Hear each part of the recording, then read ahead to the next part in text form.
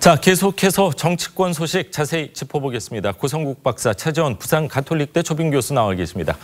안녕하십니까? 반갑습니다. 자, 조금 전에 리포트와 또 취재기자 국회로 연결을 했습니다만 국회 정상화를 위한 막바지 협상을 벌였지만 어젯밤 끝내 접점을 찾지 못했습니다. 결렬이 됐는데요. 자, 자유한국당 또 바른미래당 철야 농성에 들어갔다면서요. 그렇습니다. 어제 하루 동안 원내대표 또 원내 수석 부대표 해가지고 여러 차례 만나면서 막판 타결을 좀 모색을 했는데 특검 법안의 도입 시기 그리고 특검 법안의 구체적인 어떤 범위 이런 것과 관련해서 이제 이견을 좁히지 못하고 밤 9시 30분에 최종적으로 이제 결렬이 됐습니다.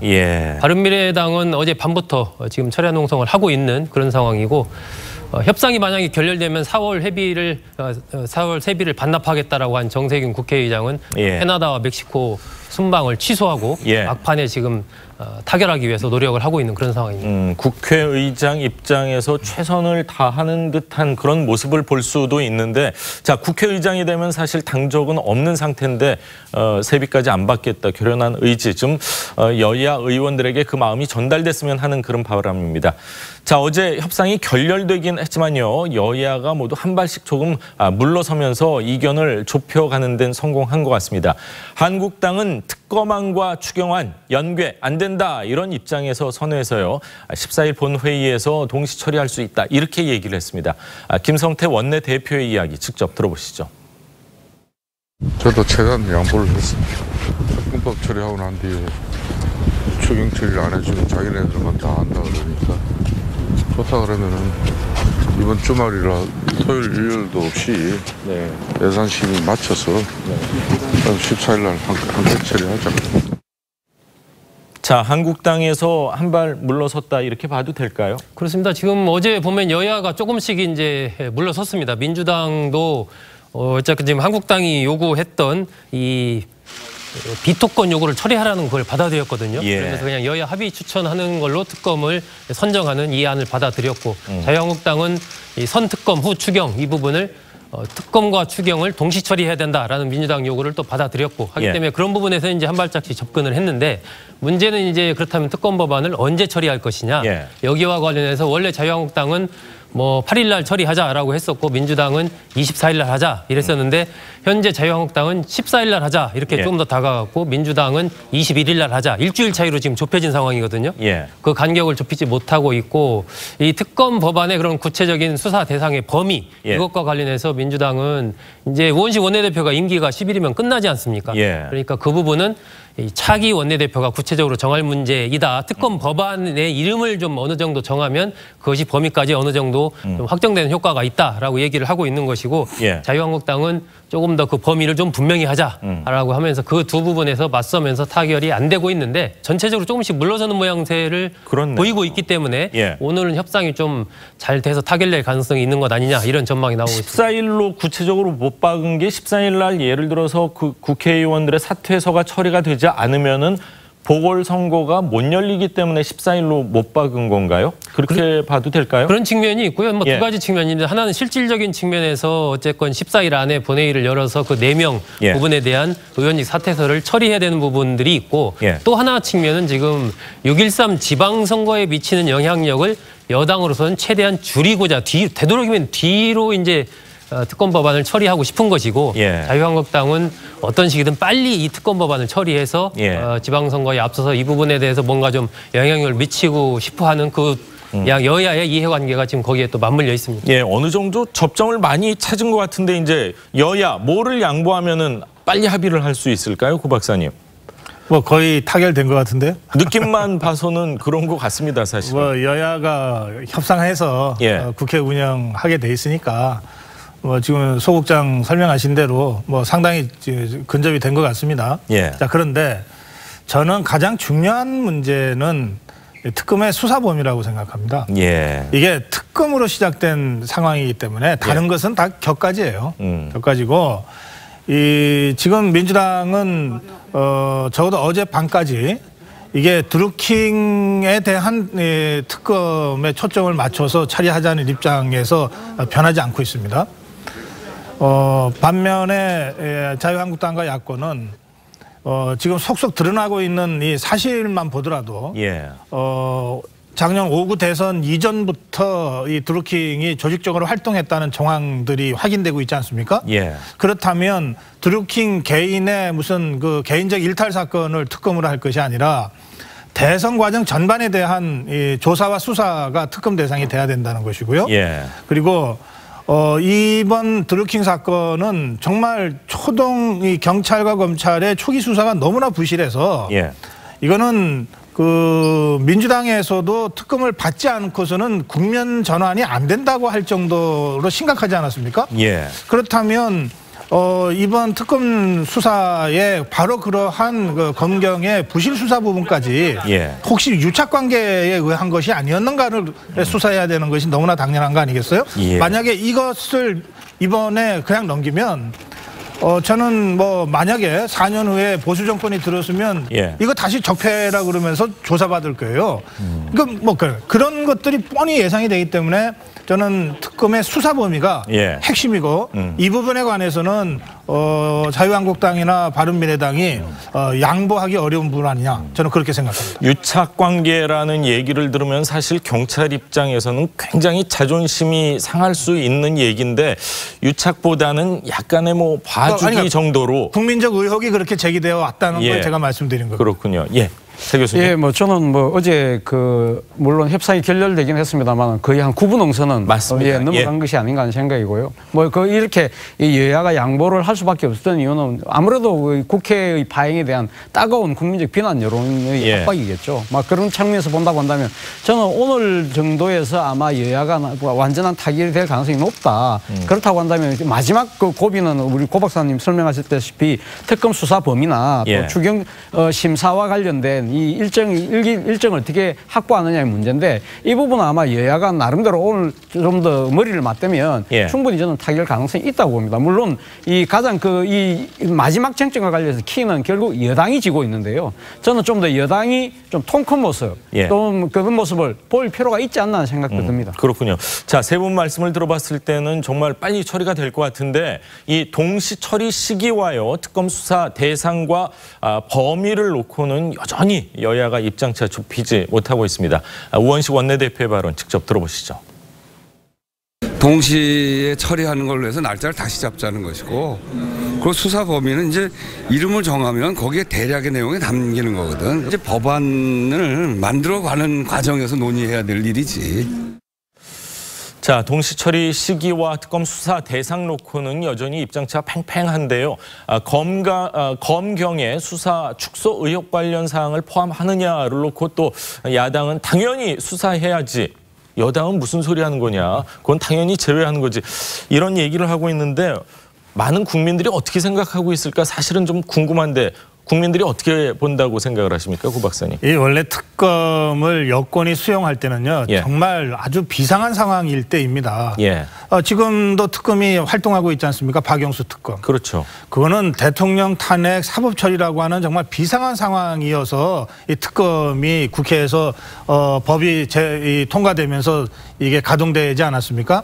그러니까 지금 이 더불어민주당이 이번에 드루킹 특검을 어쨌든 받아들이는 것을 큰 방향에서 이제 결단을 했다면 그 정도로 상황이 비상하다는 거예요. 그런데 이 비상한 상황이 어디서 발생했냐? 사실은 사람들이 처음엔 잘 몰랐어요. 한겨레 신문이 보도하기 전까지. 그것도 작게 보도한 거 아닙니까? 맞습니다. 그러다가 이것이 이렇게 커졌는데 이렇게 커지게 된 주요한 원인이 뭡니까? 경찰의 부실 수사, 검찰의 부실 수사. 이러한 정황이 속속 드러나면서 도대체 이런 상황에서 지금의 경찰과 검찰한테 어떻게 사건을 다시 맡기냐. 뭐 경찰 수뇌부에 또 말실수도 있었고요. 그래서 여기까지 온 거 아닙니까? 그렇다면 아까 뭐 사회자께서도 그걸 이제 정정해 주셨는데 많은 국민들이 이렇게 우리 검찰이나 우리 경찰이 이렇게 그 실력이 없을 수가 없다. 그런데도 이런 정황이라면 이건 뭔가 좀 의혹이 있을 수 있는 거 아니냐. 그래서 특검에 대한 여론이 압도적으로 이제 대세를 이루게 된 거거든요. 그렇다면 이번 특검을 할 때 드루킹은 대선 과정 전반에 대한 수사가 본질이니까 예. 그렇게 가고 이 사건이 이렇게까지 와서 특검으로 가지 않을 수 없게 된 원인 제공이 예. 검찰과 경찰의 부실한 수사였기 때문에 이 부분에 대해서도 특검이 수사를 해서 마무리 짓는 것이 예. 이 드루킹 사건 전반을 깔끔하게 마무리 짓는 그런 측면에서 예. 필요한 거 아니냐. 그렇군요. 저는 그렇게 말씀드리는 겁니다. 자, 오늘 그 한 조간신문 보면요. 대선 7개월 전서부터 해서 7만 건, 하루 평균 100여 건 넘게 조작을 했다. 이런 보도까지 나오고 있으면 범위를 좀 더 넓혀야 되는 거 아닐까요? 그렇죠. 뭐 범위를 넓힐 필요가 있죠. 그러나 지금 쟁점이 되고 있는 부분이 바로 지금 그러니까 이 드루킹 사건 수사와 관련해서 당시 검찰이나 경찰이 그러니까 왜 이 수사를 부실하게 했느냐. 예. 이 부분이 쟁점이 되고 있는 거 아니겠습니까? 그렇다고 한다면 이렇게 검찰이나 경찰이 부실한 수사를 할 때 권력의 외압에 의해서 가면 그렇게 되느냐 안 되느냐 그걸 밝히자는 것이 지금 이 야당의 주장인 것이거든요. 예. 그렇다고 한다면 저는 그런 생각을 해봅니다. 문재인 정부가 출범할 때 사실 이 검찰이나 경찰의 수사권 독립 이 부분에 대해서 그러니까 정치적 중립과 이 독립성을 아주 강조했던 만큼 민주당의 입장에서는 사실 이것을 마다할 이유가 저는 없다고 봅니다. 그렇다고 예. 한다면 뭐 이 부분 당당하게 그러면 우리가 특검의 수사 범위 넣어서 하자 이렇게 이야기할 수 있을 것 같은데 예. 그런데 왜 지금 망설이느냐? 예. 저는 또 다른 문제가 있다고 보는 거거든요. 무슨 문제가 있을까요? 검경 수사권 조정 문제가 달려 있다는 것이죠. 사실 지금 드루킹 사건에 주로 지금 수사를 많이 온 측은 경찰입니다. 예. 경찰이고 만약에 특검이 도입될 경우 특검이 아마 지금 물론 판사 출신이 될 경우도 있지만 이런 수사를 많이 하게 검사 출신이 하게 되고 실무적인 또 이런 지금 현직 검사들이 다 특검 보러 지금 파견 나와서 할 수밖에 없는 상황이거든요. 예. 그런 상황에서 그렇게 그럼 경찰에 대한 지금 현재 수사 중인 사건에 대해서 경찰 실무인원들이 조사받고 이런 과정에서 일종의 검경 간의 갈등이 유발될 수 있다는 것이죠. 그러면서 예. 당시 만약에 특검의 조사 결과 경찰이 상당히 정치 편향적인 조사를 했다. 권력의 눈치를 본다. 이러한 부분들이 부각될 경우에는 지금 정부가 이야기하고 있는 지금 경찰의 수사권 이 조정과 독립의 문제가 예. 상당히 좀 이 정치적인 쟁점이 될 수 있다는 부분이죠. 이런 예. 부분들 때문에 아마 민주당이 좀 망설이는 하나의 딜레마가 되고 있는가 아닌가 하는 생각도 듭니다. 그렇군요. 지금 얘기를 들어보니까 이제 특검을 못 믿으면 경도 만들어야 되는 거 아닌가 이런 생각까지 들 정도인데 자 그게 공수처입니다. 예, 그게 공수처일까요? 예. 그러니까 지금 사실 여당 입장에서는 이 예. 공수처 문제를 사실 예. 이거와 같이 이야기를 했어야 되는데 예. 모르겠습니다. 이번에 여야 협상 과정에서 그 이야기를 했는지 안 했는지 모르겠습니다. 전혀 지금 외부로 나오고 있지 않은 측면에서 봤을 때는 예. 저는 여당은 약간 지금 대야 협상에서 하나의 좀 미스가 아닐까 하는 생각도 해봤습니다. 그렇군요. 자, 경찰이 이 드루킹 수사에 있어서 지금 속도를 내고 있는 거는 사실인 것 같습니다. 처음에는 서울경찰청장의 말 실수부터 시작해서 많은 지탄을 받았는데 지난 대선 시기, 대선 7개월 전서부터 여론 조작 관여했다. 이런 거 많이 속속 증거를 확보하고 있는 것 같습니다. 그렇습니다. 경찰이 드루킹 김 씨의 최측근 인사의 집을 이제 압수수색을 했는데 예. 그 과정에서 이 최측근 인사가 경찰에 이미 제출한 파일이 있습니다. 예. 그 파일에 보면은 2016년 10월부터 해서 그러니까 대선 전부터 드루킹 측에서 상당 부분의 어떤 댓글 조작을 한 그런 부분들이 그 파일에 담겨 있다라고 지금 이제 보도가 되고 있고요. 예. 그것이 대략 한 7만여 건으로 한 하루 평균 100여 건 정도의 불법 댓글 활동을 펼친 것으로 지금 나오고 있기 때문에 예. 경찰이 그 부분에 대해서 본격적인 이제 수사를 막 시작을 하고 있는 그런 상황이어서 과연 이제 대선 전후한 이 시기에 드루킹이 어떤 활동을 했느냐 예. 이 부분이 또 상당히 또 쟁점으로 부각이 되는 것 같습니다. 예, 조작된 여론이 인터넷 상에서 판치고 있고 조작된 여론이라는 건 조작된 사회고 또 조작된 국가까지 되는 거 아닌가 이런 걱정까지 드는데 예. 그러다 보면은 야당 입장에서는 분명히 대선 불복 이런 얘기가 지금 야당에서 나오지는 않고 있지만 여당에서 오히려 너희들 그렇게 하려고 하는 거지 이런 얘기를 하고 있는데 예. 이런 얘기 나올 가능성 있다고 보십니까? 그러니까, 야당 입에서요? 야권에서는 특검을 대선 전후의 댓글 조작 사건이라고 아예 제목을 붙여서 예. 수사 대상과 범위를 그렇게 정하려고 하잖아요. 네. 그러니까 이제 여권에서 이거 대선 불복하려고 하는 의도가 숨겨져 있는 거 아니냐 예. 이렇게 바로 반사적으로 나오는데 저는 원론적으로 이렇게 생각합니다. 조사와 수사를 통해서 지난 5월 9일 있었던 대선에 심각한 여론 조작이 있었다고 하는 것이 수사를 통해서 사실로 밝혀지면 예. 그리고 그 규모가 상상하는 것 이상이라면 그러면 야권에서는 대선 불복 주장할 수 있습니다. 예. 사실에 근거해서. 그러나 특별검사 특검을 통해서 수사와 조사를 했는데 대선에 직접 영향을 준 것은 없거나 미미하다. 예. 라고 한다면 그러면 야권에서 아무리 대선 불복의 심정을 갖고 있더라도 그걸 주장하는 순간 역풍이 불겠죠. 아니 근데 그 기준이라는 게 너무 애매모호하지 않나요? 그거는 대체로 예. 그동안 선거법 관련 사항에 대한 우리 예. 사법부의 판례들이 있습니다. 예. 그러니까 불법은 있으나 이 당락에 영향을 미칠 정도가 아니면 예. 대개 당선 무효형까지는 때리지 않습니다. 예. 그리고 이게 매우 심각해서 당선에 당락에 영향을 줄 정도면 당선 무효형으로 가는 이런 나름의 어떤 그 판례와 규칙과 그 기준들이 있습니다. 예. 저는 특검에서 정말 이 제한 없이 이 대선 전반에 대한 수사를 거쳐서 대선에 영향을 준 부분이 이 정도 있는데 예. 이것이 당락에 영향을 미칠 정도인지 아닌지에 대해서는 뭐 사법부가 판단하라든지 예. 이런 수준까지 특검이 조사를 해야 그 과정에서 비로소 대선 불복이냐 아니냐라고 하는 얘기가 될 텐데 예.